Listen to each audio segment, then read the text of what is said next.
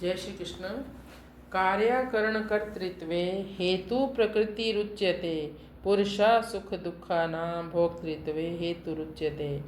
कार्यकरण कर्तृत्वे हेतु प्रकृतिरुच्यते, पुरुषः सुख दुःखानां भोक्तृत्वे हेतुरुच्यते। भगवान इन श्लोकों में जीव को बद्ध अवस्था कैसे प्राप्त हुई उसके बारे में बता रहे हैं।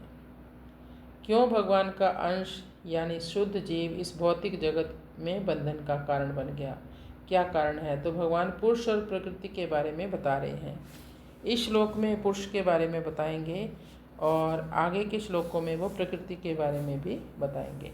इस शरीर में भी दो पुरुष हैं, एक है जीवात्मा और एक है परमात्मा, यानी जिसे परम पुरुष भी कहते हैं।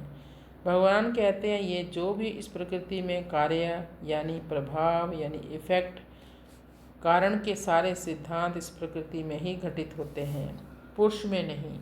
ये जो सुख दुख मान अपमान ये सब इस प्रकृति में ही होता है, आत्मा में नहीं।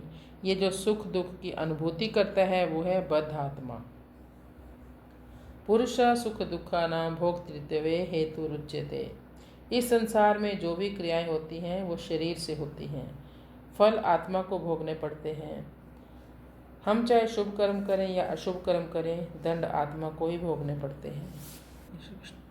भगवान शक्तिमान है और प्रकृति उनकी शक्ति है। ज्ञान की दृष्टि से शक्ति और शक्तिमान दोनों अलग अलग हैं, क्योंकि शक्ति में तो परिवर्तन यानी घटती बढ़ती रहती है, पर शक्तिमान ज्यों का त्यों ही रहता है। परंतु भक्ति की दृष्टि से शक्ति और शक्तिमान दोनों अभिन्न हैं, क्योंकि शक्ति को शक्तिमान से अलग नहीं कर सकते।